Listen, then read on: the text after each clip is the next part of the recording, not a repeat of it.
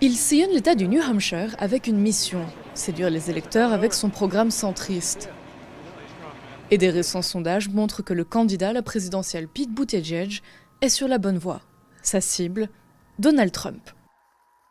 Je me présente pour être le président qui pourra être debout sur les débris le jour où la présidence Trump sera enfin derrière nous, ramasser les morceaux et nous guider vers un avenir où nous ferons face à ces problèmes ensemble, parce que la seule façon de le faire est de le faire ensemble.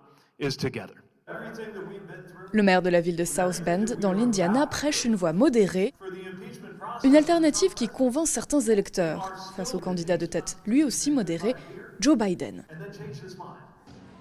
J'aimais bien Joe quand il était vice-président. Je l'aime toujours, mais je ne sais pas. Je ne suis pas pour lui à 100%. Il n'a pas mon cœur.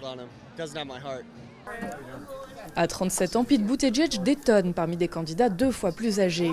Diplômé d'Harvard, cet ancien analyste des renseignements parle 8 langues et est le fils d'un immigré venu de Malte. Je pense qu'avec les candidats, c'est soit une vieille idéologie, soit une vieille rhétorique. Là, c'est nouveau, c'est frais, c'est différent.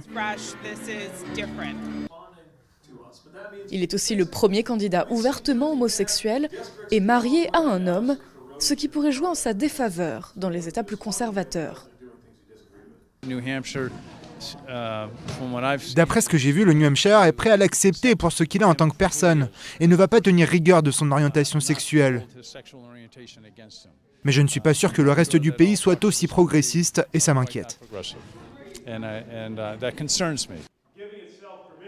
Buttigieg espère convaincre en se présentant comme plus mesuré que ses rivaux Bernie Sanders et Elizabeth Warren. Il y a d'autres domaines où je dirais certainement que nous ne sommes pas extrêmes, comme certains de mes concurrents le sont, notamment pour la santé ou d'autres domaines.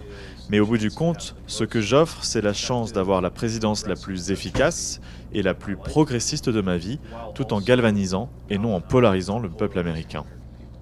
Les électeurs du New Hampshire se prononceront sur le candidat démocrate en février. Mais la route reste longue avant la présidentielle de novembre, qui déterminera ou non si les États-Unis se doteront du plus jeune président de leur histoire.